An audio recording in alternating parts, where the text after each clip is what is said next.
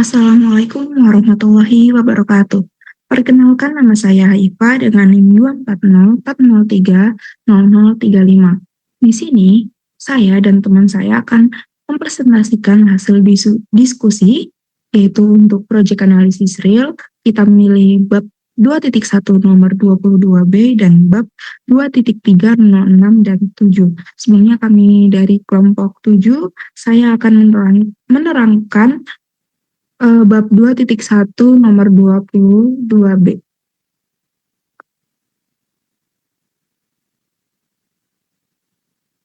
Bab 2.102.2B, jika 0 kurang dari C, C kurang dari 1, buktikan bahwa C pangkat N kurang dari sama dengan C untuk semua N anggota N dan bahwa C pangkat N kurang dari C untuk N lebih dari 1.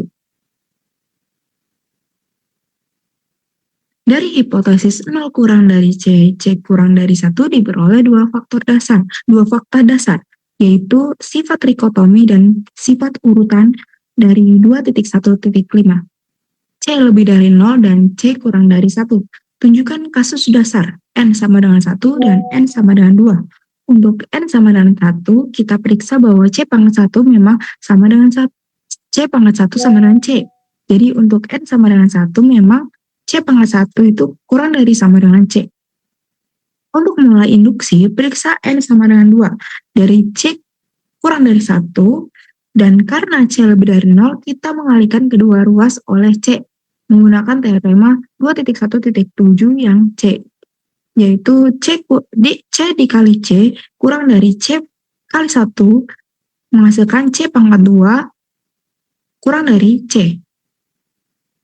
Induksi untuk menunjukkan C pangkat N kurang dari Cn-1 untuk semua N lebih dari sama dengan 2. Hipotesis induksi, misalkan suatu K lebih dari 2 sudah benar bahwa C pangkat K kurang dari C K-1 karena C lebih dari 0.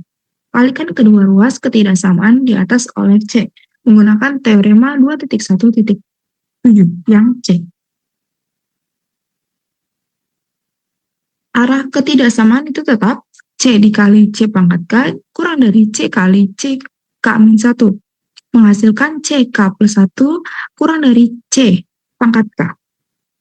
Jadi pertanyaan berlaku untuk K plus 1 dengan basis N sama dengan 2 dan langkah induksi ini, prinsip induksi menyatakan bahwa Cn kurang dari Cn-1 untuk semua N lebih dari sama dengan 2. Untuk semua N lebih dari 1, kita dapatkan bahwa C pangkat N kurang dari C.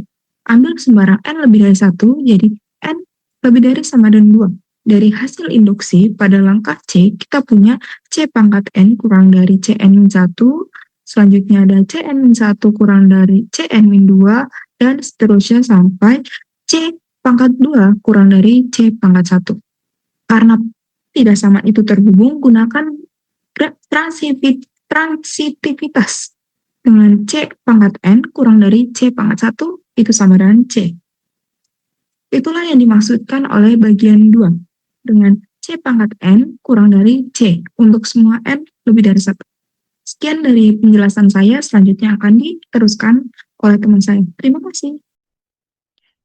Selanjutnya, saya akan membahas section 2.2 nomor 6, yaitu dengan soal jika suatu himpunan S subset himpunan bilangan real mengandung salah satu batas atasnya, buktikan bahwa batas atas tersebut merupakan supremum dari S. Nah, di sini penyelesaiannya, pertama kita misalkan S subset dengan himpunan bilangan real adalah himpunan tak kosong dan terbatas atas. Diberikan bahwa terdapat suatu bilangan U elemen S yang merupakan batas atas dari S. Artinya untuk setiap S elemen S itu S lebih kecil sama dengan U. Karena S tak kosong dan terbatas atas, menurut aksioma kelengkapan terdapat supremum S, di mana kita misalkan alfa sama dengan supremum S. Kita akan menunjukkan bahwa alfa ini adalah U. Alfa adalah batas atas terkecil karena alfa adalah supremum dari S, maka untuk setiap batas atas V, dari S berlaku alfa lebih kecil dari sama dengan V. Karena U adalah batas atas dari S, maka alfa lebih kecil sama dengan U.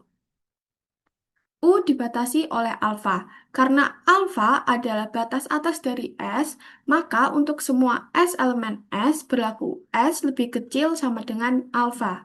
Secara khusus, karena U elemen S diperoleh U lebih kecil dari sama dengan alfa. Kesimpulan dari pernyataan satu dan 2 diperoleh U lebih kecil sama dengan alfa dan alfa lebih kecil sama dengan U. Maka dapat kita simpulkan kalau di sini itu U sama dengan alfa.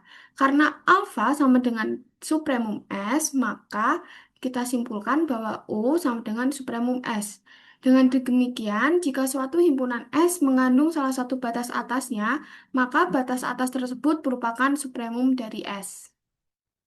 Assalamualaikum warahmatullahi wabarakatuh. Perkenalkan, nama saya Laudia Zaitinaila Maharani dengan NIM 2404030006. Di sini saya akan menjelaskan bab 2.3 nomor 7. Jika suatu himpunan S subset R memuat salah satu batas atas tersebut merupakan supremum dari S. Buktinya misalkan U anggota S dan U adalah suatu batas atas bagi S. Artinya untuk setiap S elemen S berlaku S lebih kecil sama dengan U. Maka U jelas merupakan upper bound dari S. Kita perlu menunjukkan bahwa U adalah least upper bound atau supremum. Nah, kita ambil sebarang upper bound V dari S. Karena V adalah upper bound, berlaku S lebih kecil sama dengan V untuk semua S anggota S. Karena khususnya U anggota S harus berlaku U lebih kecil sama dengan V. Jadi setiap upper bound V memenuhi V lebih besar dari sama dengan U. Itu berarti tidak ada upper bound lebih kecil dari U, sehingga U adalah upper bound terkecil, yakni supremum S. Dengan demikian, supremum S sama dengan U. Sekian penjelasan dari saya. Wassalamualaikum warahmatullahi wabarakatuh.